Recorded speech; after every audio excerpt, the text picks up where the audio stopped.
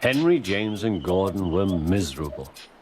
They had been shut up for several days for being naughty and longed to be let out again.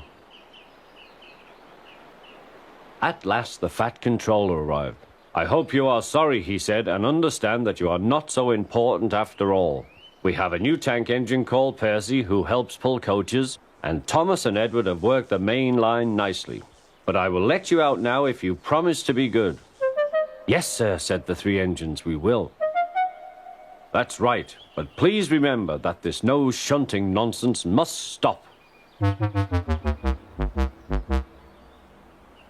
He then told Percy, Edward, and Thomas that they could go and play on the branch line for a few days.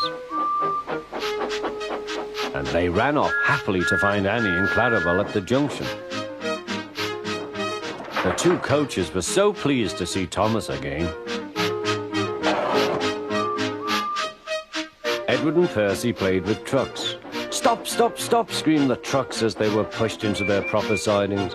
But the two engines laughed and went on shunting till the trucks were tidily arranged.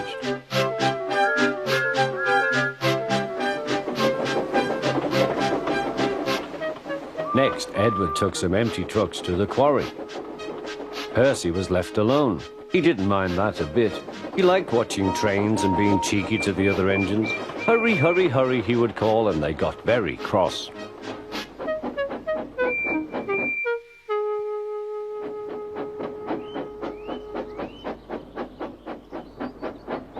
After a great deal of shunting, Percy was waiting for the signalman to set the point so that he could get back to the yard. He was eager to work, but was being rather careless and not paying attention.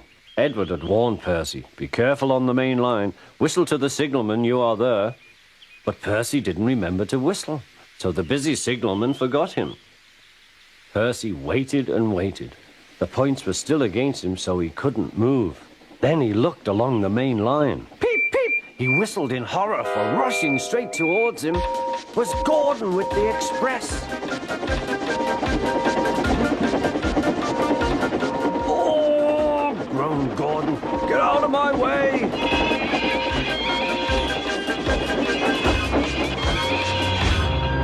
Percy opened his eyes. Gordon had stopped with Percy's buffers a few inches from his own. But Percy had begun to move. "I won't stay here. I'll run away," he puffed.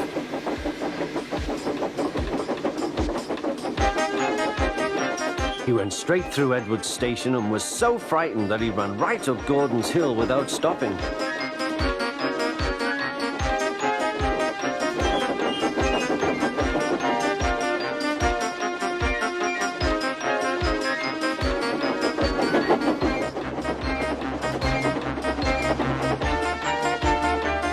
After that, he was tired, but he couldn't stop. He had no driver to shut off steam and apply the brakes. "I want to stop, I want to stop," he puffed. The man in the signal box saw Percy was in trouble, so kindly set the points. Percy puffed wearily onto a nice empty siding, ending in a big bank of earth. He was too tired now to care where he went. "I want to stop, I want to stop. I have stopped," he puffed thankfully. "Never mind, Percy," said the workman as they dug him out. "You shall have a drink and some coal, and then you'll feel better." Presently, Gordon arrived.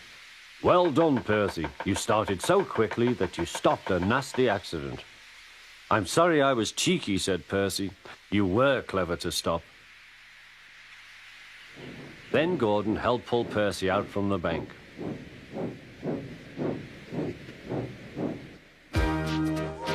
Percy is still cheeky because he is that sort of engine, but he is always most careful when he goes on the main line.